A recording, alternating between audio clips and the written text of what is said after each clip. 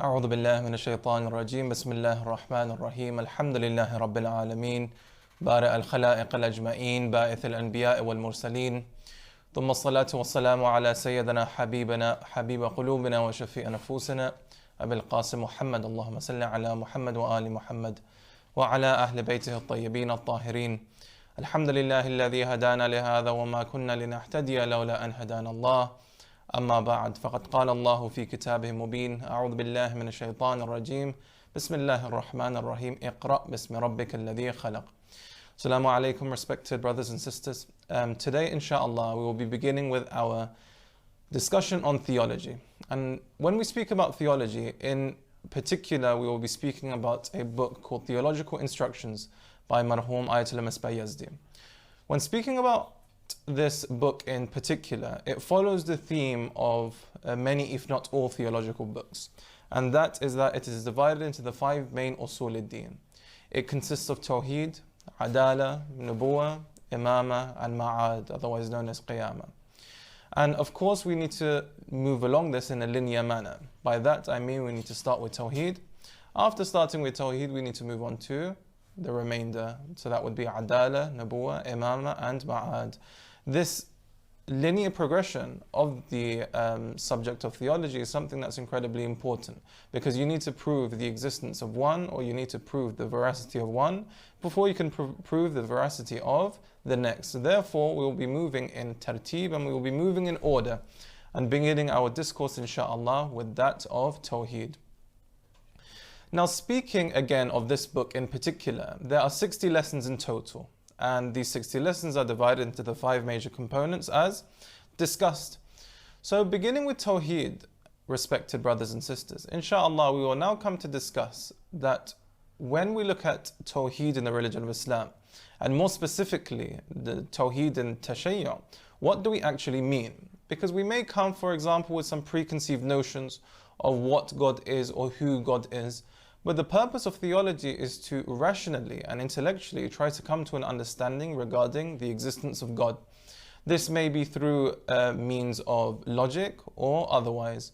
So that being said, we will look at the discourses set forth by Marhum Ayatollah Masbah Yazdi, and on that basis we will try to come to some sort of concrete rational foundation in regards to how we can prove the existence of God through the intellectual reasoning alone. Now, in order for us to do this, we all need to make sure that we are on the same wavelength. So someone, for example, may come from a religious worldview. Someone may come from a materialistic worldview.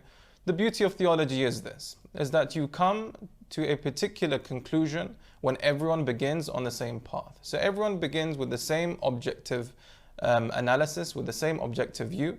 If one comes with a subjective analysis or with preconceived notions or biases, then the subject of theology cannot really flourish in that manner at all.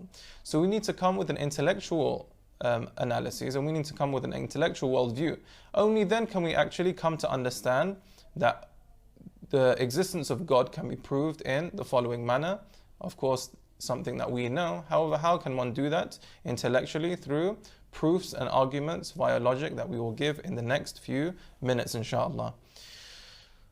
So as mentioned, the first subtopic that we will really be discussing would be that of theology, and the theological subset that we will be looking at is that of Tawheed.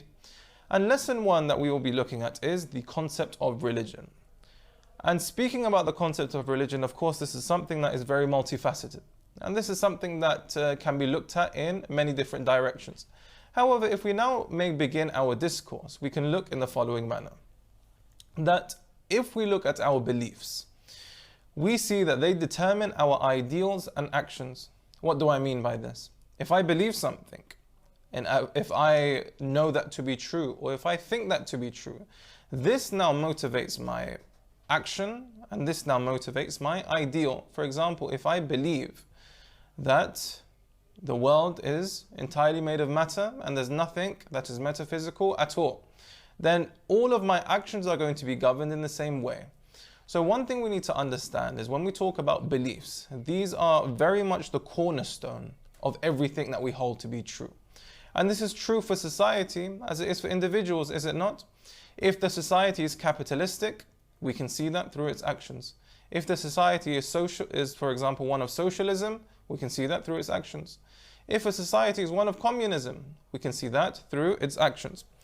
So when we look at the actions, or when we look at the ideals of a certain group or of a certain individual, and we can again blow that up to the scale of a nation or even larger, we see that beliefs drive the cornerstone of everything. So then the question really lies, where do we get our beliefs from? When we talk about our beliefs and when we ask where we get our beliefs from, this is something that is of utmost importance, is it not? As I've just established, when we talk about beliefs, beliefs drive the action of everything. All that you see around you, all that you are currently doing personally right now. For example, you listening to this lecture, this has come as a result of your belief. That you believe, for example, the study of theology to be beneficial. You believe the pursuit of truth to be that of a honorable one. Therefore, that has manifested through your actions, and you are now conducting yourself in the aforementioned manner. So, beliefs is something, or rather beliefs are something that is of incredible importance to not just the individual and society as mentioned, but we can say to the world as such. And the question now lies, point being made again, where do these beliefs come from? I just want to drive home the importance of what beliefs are. And if we drive home the importance of what beliefs are, then we can truly understand where do we get them from. Because if, for example, our beliefs are of such importance that every single action around us is driven by our beliefs, if our, for example, beliefs are so important that we see very clearly that it affects our personal relationships, it affects our social relationships, it affects everything that we do over the course of the day, of the month, of the year, of our lifetimes, then the question really begs itself, where do our beliefs come from? So in the book, in the introduction, the term acculturation is used, and this term is a very interesting one, and this term is a very important one. How do I mean? Acculturation is a word that is defined as an individual when we specifically talk about it in the context of belief.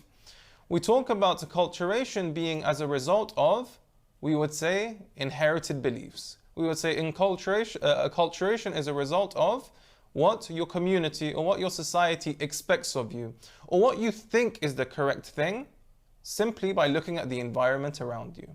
So that being said, whether it's by parental bias, or whether it's, for example, by communal bias, or any of the other facets of understanding that we may deem true, we can see very clearly that the beliefs that we hold true on a large basis, and if not on a large basis, almost totally, they come to us through acculturation. So now we are in a bit of a dichotomy.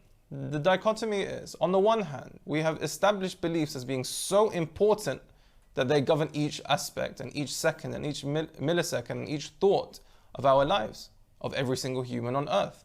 And on the other hand, we've established that beliefs themselves, they don't really come from a rational source. They don't really come from a logical source. They don't really come from somewhere where we think or contemplate, as the Quran has told us to do. They come from a place where we would say it has been inherited by our environment. We simply follow what we have been given, and we have our beliefs from a, we would say, form of acculturation.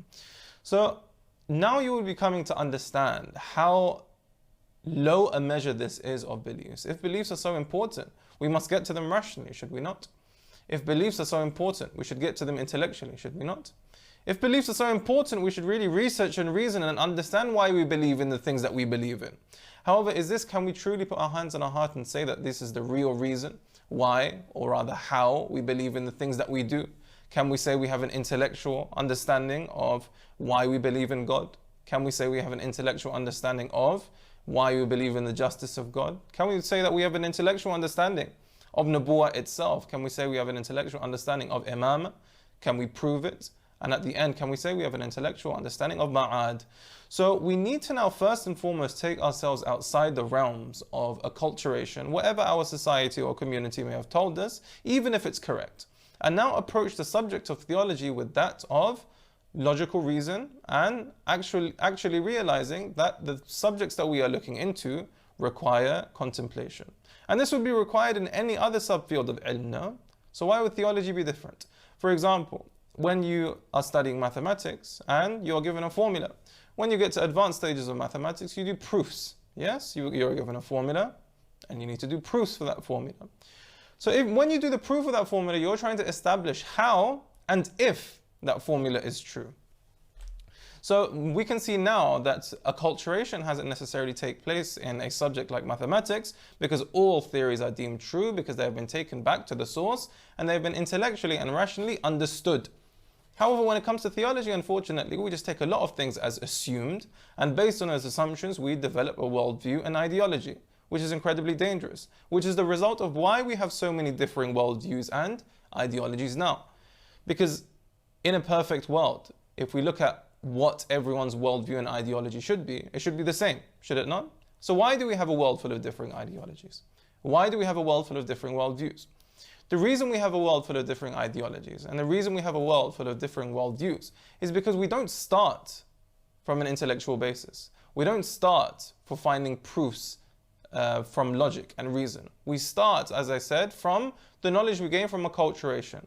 And the knowledge we gain from acculturation is simply based on our environment. So if someone's environment dictates for them to believe in a certain religion, that's what they do. If someone's environment dictates for them to believe in a certain worldview, they believe in that. If someone's environment dictates for them to believe in a certain ideology, then that is what they do. However, we understand that the pursuit of the truth is something that is singular, and we understand the pursuit of truth is something that is at once. So when we understand that that is the case, we see very clearly that the pursuit of the truth and moving towards it is something that is objective. So if it's objective, we should all be on the same wavelength. And the reason we are not is because we don't use our objective lens. We don't look at things intellectually, and we don't look at things with logic and reason. Rather, we inherit our beliefs, and once we inherit our beliefs, we act upon them, which is why we have this incredibly large and increasing spectrum of differing worldviews and ideologies. But if we were to equalize all of humanity, if we were to equalize all people and say that, okay, we are all going to start on the same first step. And this same first step is that on trying to establish Tawheed and trying to establish the existence of God. From then on forward, we can see very clearly that most definitely we are all moving at the same wavelength. However, for example, if we already say that we accept without thinking, without logic, without reason, without understanding, without intellectual inquiry, the existence of God, or the existence of prophets, or the existence of imams, or the day of judgment, we see here very clearly that the differences now occur here. If you build on assumptions, if you build on things that you think are true, then you are going to live the rest of your lives based on those assumptions. However, if you now build on assumptions that you know are true, that's when everyone can equalize, and then we have the similar, or rather the same, worldview and ideology. So that being said, we see that beliefs are far too important to be left to acculturation. And the need to believe and belief itself is one of the most important human needs, is it not? When we talk about belief, when we talk about actual iman, that itself is one of the quintessential aspects of being a human. We need to believe. Whether it's in one thing or whether it is in the other, of course, that's a conversation that we will have at some point moving forward. However, we see here that speaking about theology and specifically speaking about Tawheed, all of us have a need to believe. We must believe in something. We must believe in something. This is an innate human need. This is an innate human desire. So when we understand that, we see that in Islam specifically, Allah subhanahu wa ta'ala has told us that everyone has the capacity to find the true answers via the intellect. Not solely. We'll cover that later, inshallah. But the intellect is the tool that Allah subhanahu wa ta'ala has given us in order to find the truth. That's where we can all equalize, correct? Myself, yourselves, a Muslim, a non-Muslim, whatever or whoever the person may be, we can see very clearly that everyone's desire is to find the truth. So then why are there differences in my truth and their truth? Why are there differences in people's truth around the world? We see very clearly that there's no difference between the truth at all. We see very clearly that there's no difference between what is actually true, because the truth is objective, the truth is singular, and the truth is one. Coming back to the tenet of Tawheed, the truth is singular. It's impossible for two things to be true at the same time that are contradictory to one another, yes? This is mahal, this is something that's impossible. So if that's the case, then we see clearly that the pursuit of truth is one that is a unifying factor between all people. And if it's a unifying factor between all people, we can now use the intellect, which is our tool to find the truth, in order to get to this objective truth and bring us all together. However, the importance is given on the fact that we need to use our intellect. We can't come with preconceived notions. We can't come with prejudices. We can't come with biases. We can't come with any of this. We need to come with our intellect, and we need to come with a mind of objectivity. Because if we all come with a mind of objective, we would say reality, and if we all come with a mind of we are not going to look at this in any biased way, then all of us are going to get to the same truth. However, if any of us come with biases from before, then we can see very clearly that all of us are going to come to different answers, as we can see in the state of the world today. Now, the question lies, is the intellect alone enough? Is the intellect alone enough?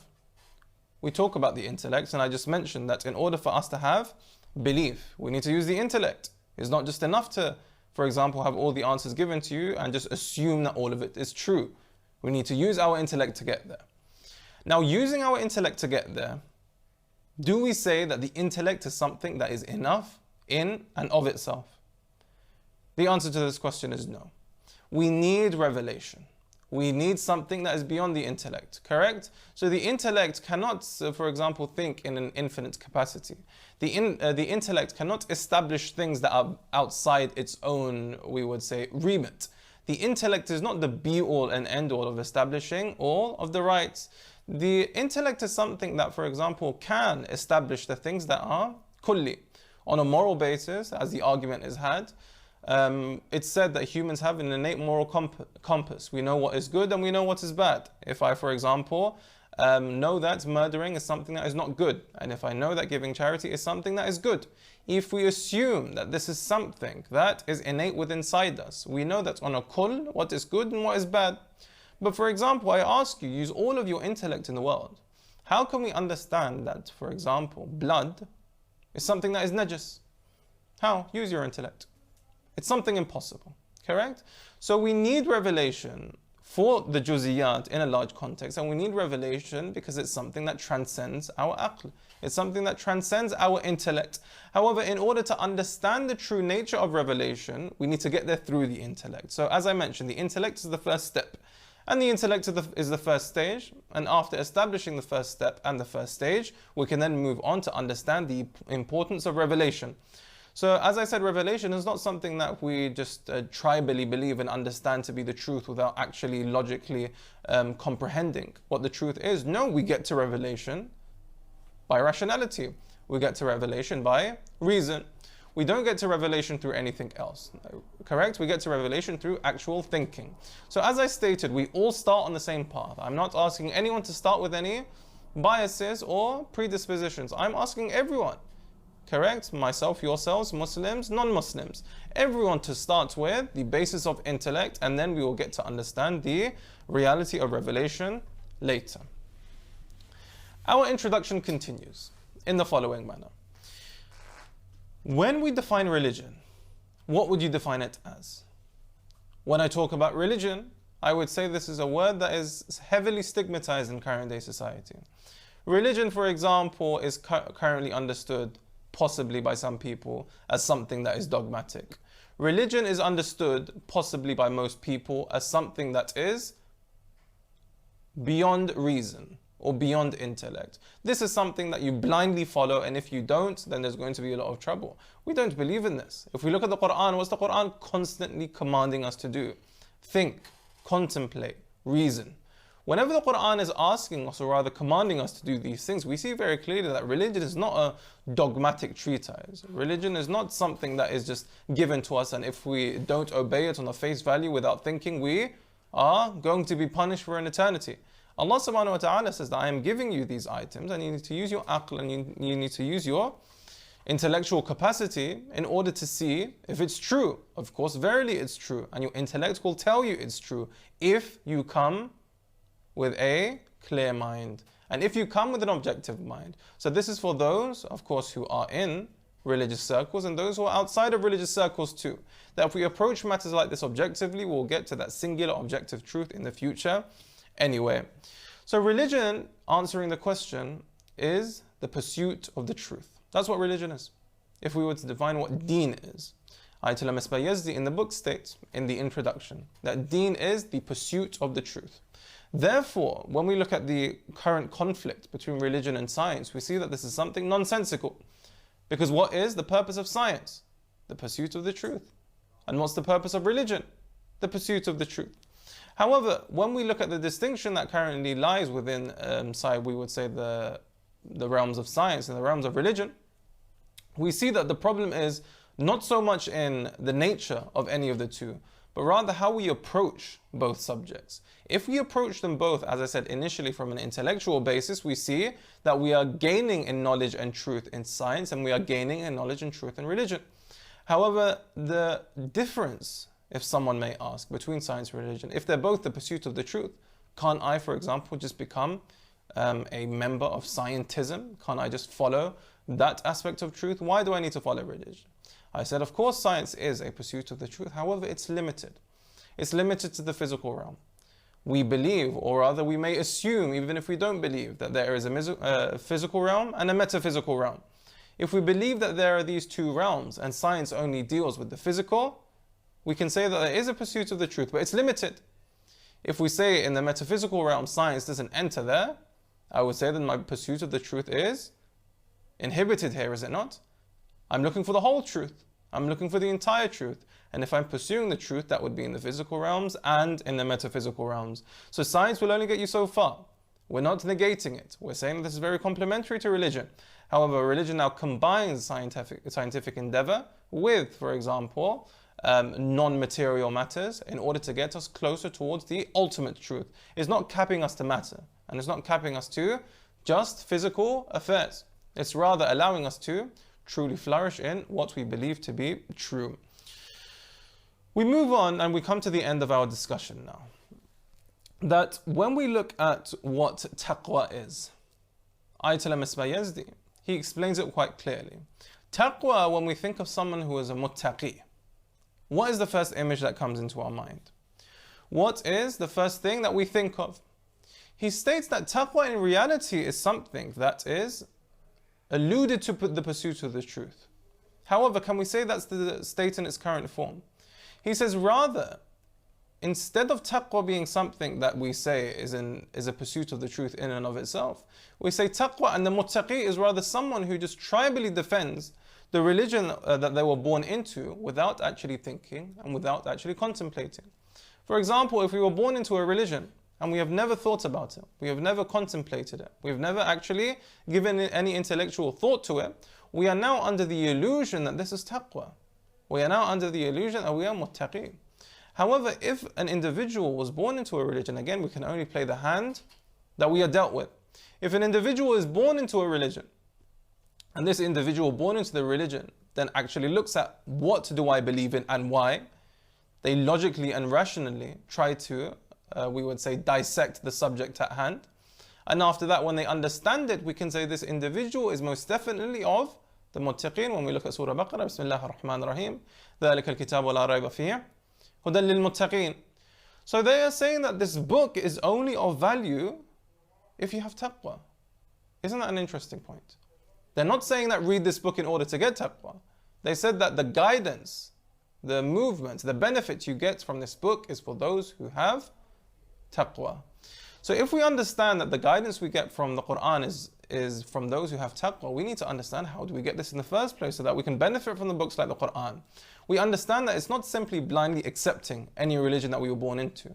It's not simply blindly accepting any, we would say, ideology or worldview. It's understanding intellectually the things that are coming forward. It's understanding intellectually the things that we see. And after that, we can see very clearly that the muttaqi is truly the one who pursues religion, who looks at it and pursues the truth to the highest degree. This is someone who has taqwa, and this is someone who we can actually show, I would say, admiration to and have as an ideal for us to work towards.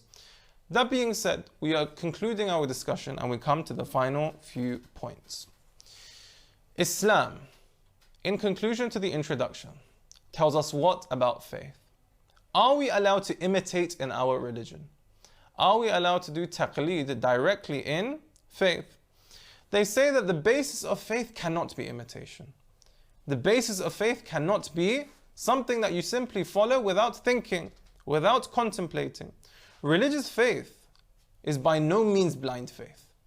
Religious faith is by no means something we do and we don't think or we contemplate. We belong to a religion that is the source of the ultimate truth. So when we actually investigate it from an intellectual manner, we've got nothing to be afraid of. Rather, if anything, this is going to be something that supports the worldviews that we have and supports the ideologies that we have, that we believe in this certain realm of theology. So as I stated, imitation cannot be the basis of faith. And as I stated, imitation can't be something that we inherit. Now, when we talk about the basis of faith and when we talk about the usul al-din, I mentioned theology is simply the study of the usul al-din. We are not talking about the furu' here specifically.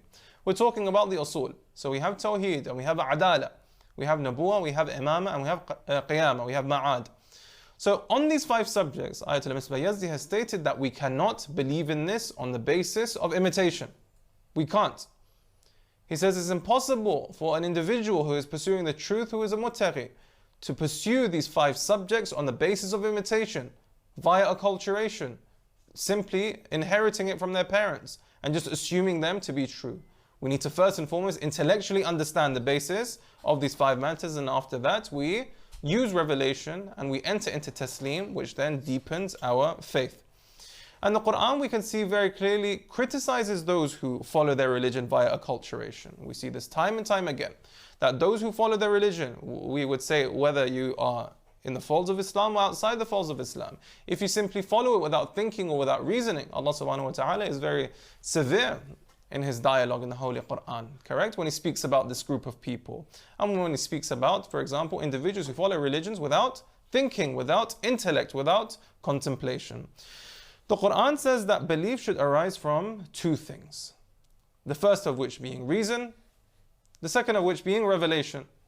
Now, having these 2 points of reason and revelation, I can now clearly understand that these are the 2 sutul, and these are the 2 pillars for truth that I can use. However, as stated, we begin with reason, and when we begin with reason, we can truly start to understand how we can establish the existence of these 5 usul that we believe true in Shia Islam. Therefore, aspects such as superstitions really thwart our pursuit of the truth, and aspects such as superstition really inhibit us in actually moving forward. Because superstitions are what exactly? Superstitions are things that you believe in that have no intellectual basis. Superstitions are things that we believe in that have no religious basis. Superstitions are things that we believe in that have no basis in the truth whatsoever. So if we are individuals who are now trying to pursue the truth, if we are individuals who are now trying to pursue the haqq, and then we introduce concepts into our lives that are superstitious, we can see that these are flying into the face of what my purpose of life is. Our purpose of life is clear, the pursuit of the truth. The purpose of deen is clear, the pursuit of the truth. So therefore, when we include things that are not true, or when we include things that have no basis in the truth, things like this really inhibit our pursuit of the truth in its entirety and take us away from our ultimate endeavor. So our time has now come to an end, and we conclude our introduction. And inshallah, in future discussions, we will be talking about, and rather concluding our introduction, and then we will be talking about Tawheed and trying to establish intellectually the existence of God from logical and intellectual forms. وآخر دعوانا والحمد لله رب العالمين صلوات على محمد وآل الطاهرين.